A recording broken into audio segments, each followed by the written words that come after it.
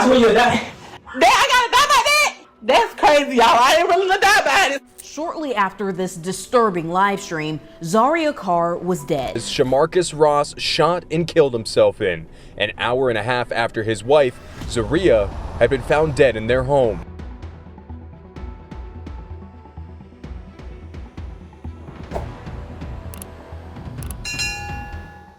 In front of a live audience, beloved influencer Dutchess Dior, known off-screen as Zaria Khadejah Carr, pleaded for help in what would become her chilling final broadcast, aired just moments before a tragedy unfolded that would reverberate across the nation. Hours earlier, on June 14th, 2025, around 6 p.m., she desperately reached out to her followers. A cry for help. "I really don't know what to do, but I need help before I lose my life or freedom. My kids need me." But help would come too late. A horrifying murder-suicide, fueled by abuse, jealousy, and rage, unfolded only moments after she filmed the domestic dispute with her husband, Shamarcus Jamiel Carr, on Facebook Live in Twin City, Georgia. Zaria had amassed a following of over 41,000 Facebook fans over the course of her entrepreneurial career. The 27-year-old social media star was a mother of two, to a son and daughter, often posting adorable content online that captured her fans' hearts. Her followers hailed her as being authentic, raw, and emotionally transparent. And they loved her for her personal storytelling, gaining intimate glimpses into her lifestyle. She was vulnerable, resilient, and strong, and her stories of love, betrayal, and day-to-day life resonated with women everywhere. Splashed across the backdrop of her Facebook page is a gorgeous, pregnant Zaria, holding her belly and smiling down at her son. Her fans flood her comments with heart emojis and comments like, "Beautiful." The influencer's page is flooded with a balanced mix of stunning, model-esque poses, posts of her children, and candids with her family, friends, and pets. For weeks. Her introduction is sweet and simple. Peace, prosperity, and blessings.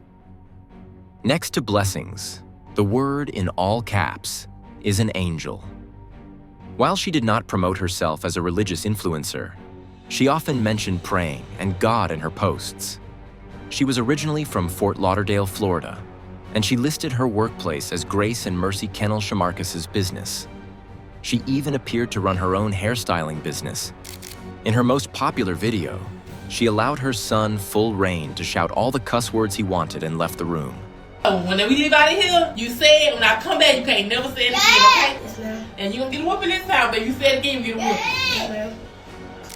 Other footage contains snapshots into her life, including adorable baby moments, a host of striking selfies, and endearing canine companions. Nevertheless, a closer look at her page reveals something a little bit darker. Insight that might have shown her fans what was to come. One of her posts, June 11th, 2025, begins, "If your partner hurts you in front of your kids, it's not just about you anymore." She frequently included Shamarcus in her content, projecting images of togetherness and family wholeness. Shamarcus was a 36-year-old entrepreneur known as the Frenchman, due to his dog breeding business dealing with French bulldogs. He had amassed a social media following of over 50,000. Shamarcus's online persona lists that he was an entrepreneur and public figure who ran Grace and Mercy Kennels. He had attended Appling County High School. Originally from Jessup, Georgia, his photographs project an image of a happy family man who loves his dog breeding business, priding himself in producing quality over quantity. But the man behind the screen wasn't always the man behind closed doors. On the outside, Shamarcus may have appeared to be a devoted husband, father, and entrepreneur. But with a camera rolling, he was carefully steering his followers' attention away from the chaos unfolding in his personal life. After his final violent actions, it became clear that he had been shifting blame, covering up deep insecurities, and trying to stay in control by manipulating those closest to him.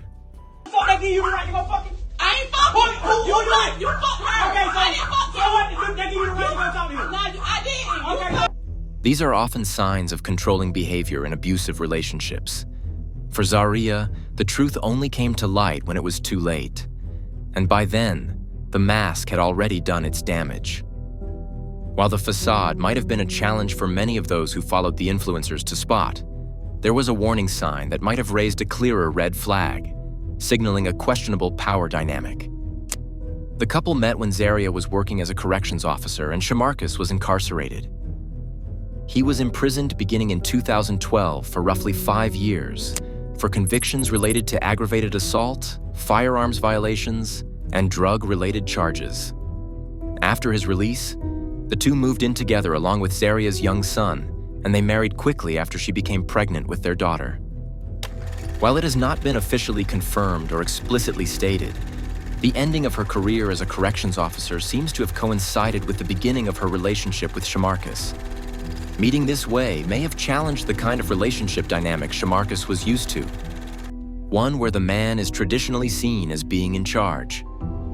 From what he shared publicly, it seems he may have held on to those beliefs. But meeting Zaria, especially in a position of authority, might have shaken his sense of control and pride. For someone who clearly cared about how others saw him, this shift in power could have felt threatening.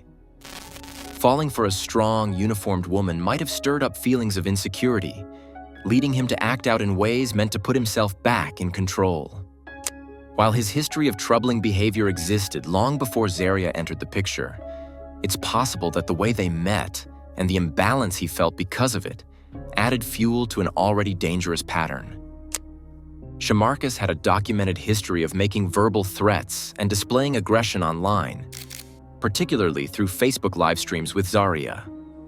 As we've seen, these live streams were often emotionally charged and confrontational, with viewers witnessing disturbing exchanges between the couple. In the widely circulated video we witnessed earlier that was quickly removed at the onset of the investigation due to the sensitive nature of the case, but archived by some followers, Shamarcus shouts, "You're gonna make me kill you," during an argument. In another, he reportedly threatened, "This the type of woman that get beat. If I get off this live, you ain't gonna make it out the door." Many viewers responded with trepidation, and they slowly began to notice over the months leading up to the incident that the emotional current between the couple, how they were acting when they got online together, was worsening and growing more turbulent. Well, you beat my ass when I was pregnant. I hadn't even talked to nobody. This the type of bitch that get beat. Long story short. Conversations often escalated to shouts of infidelity, financial disputes, and threats of violence. This was more than content creation. This was crisis. A trained mental health professional would conclude that their relationship was volatile, marked by extreme highs and lows.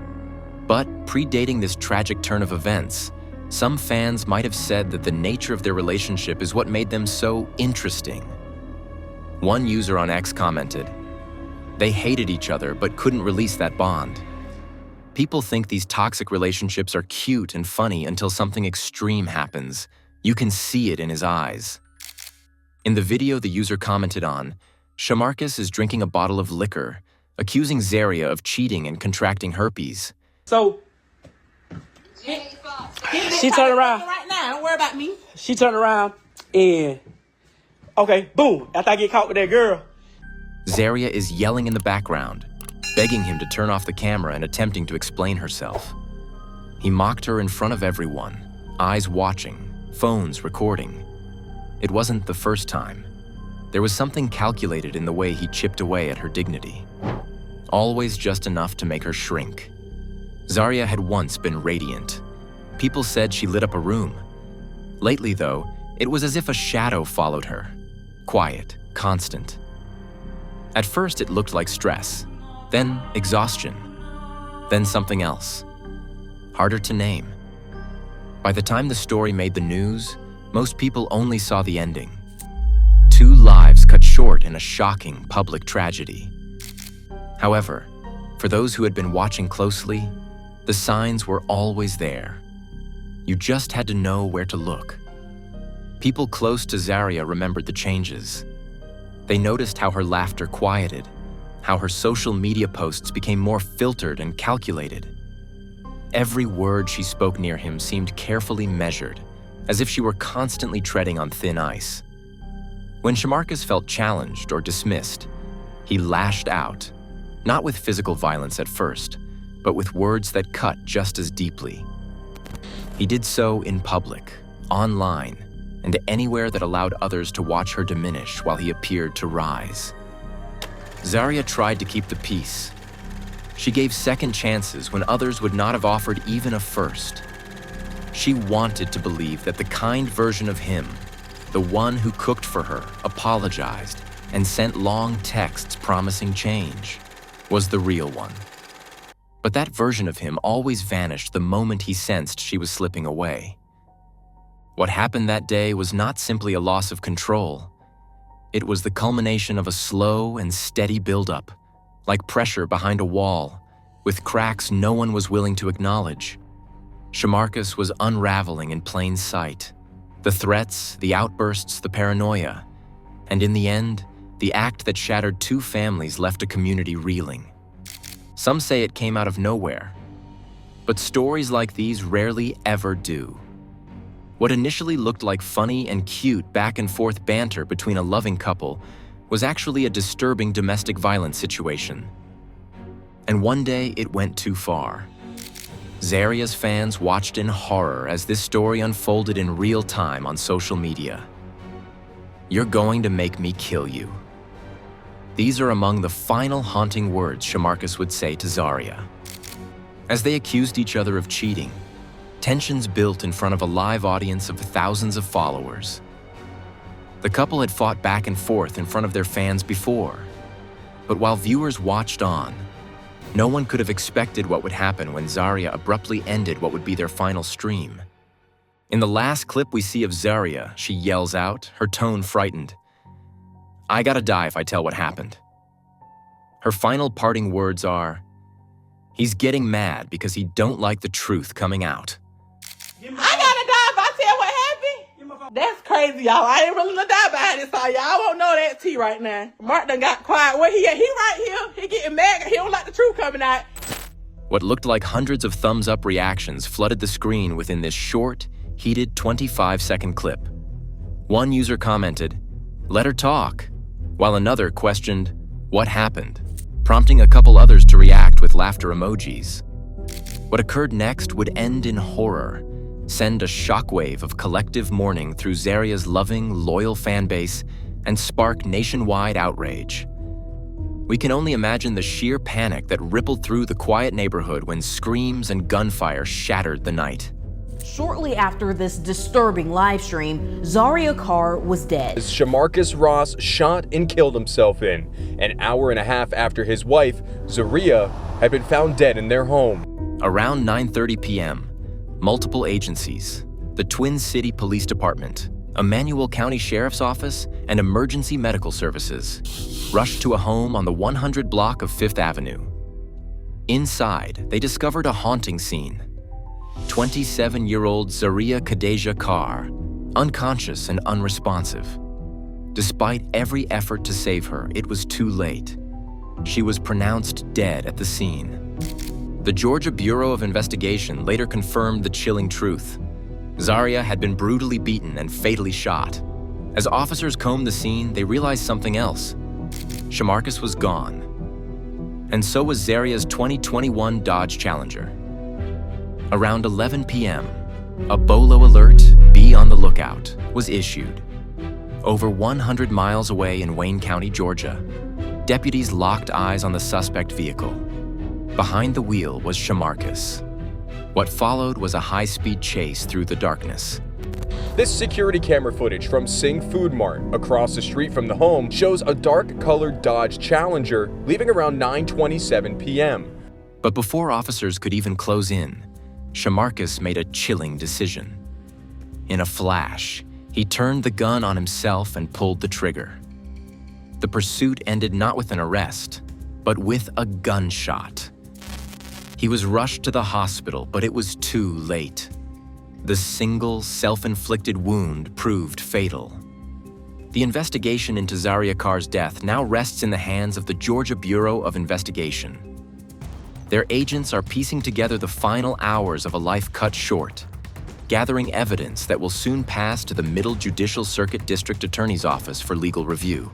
Georgia Bureau of Investigation telling us that Zaria Ross was found dead in her home Saturday. Her husband, Shamarcus, shot himself over an hour away. That's the same vehicle the GBI says Shamarcus Ross shot and killed himself in.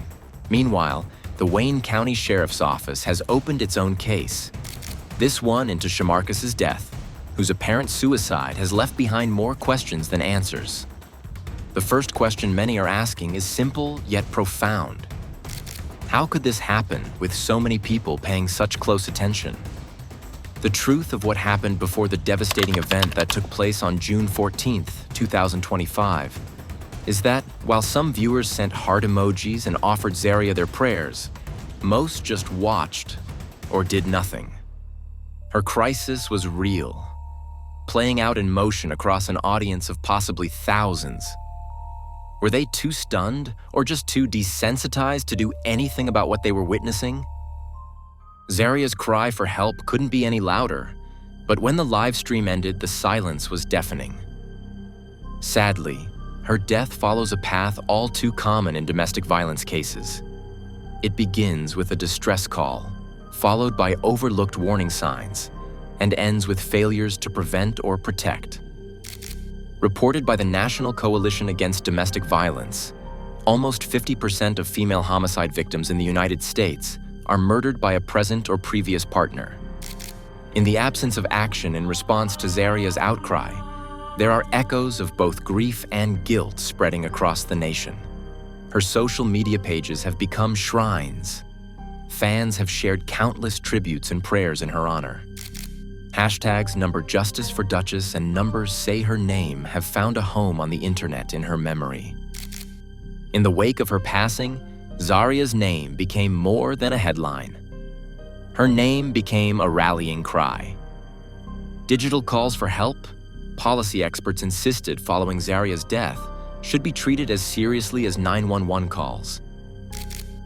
Survivor, advocate, and Washington State legislator Tara Simmons stated, "Zaria did everything right. She spoke out. She begged for help. We didn't listen. Now we owe it to protect the next woman who goes live, crying for help." Zaria, a guiding light for thousands, deserved more, and so does every survivor like her who gains the courage to reach out or speak up through social media. Let her voice, once lost in the noise, be the one we finally choose to hear. Let us know your thoughts in the comments. We'd love to hear from you. If you found this story compelling, don't forget to like the video and subscribe for more cases like this. And if you're ready for another gripping story, check out the next video below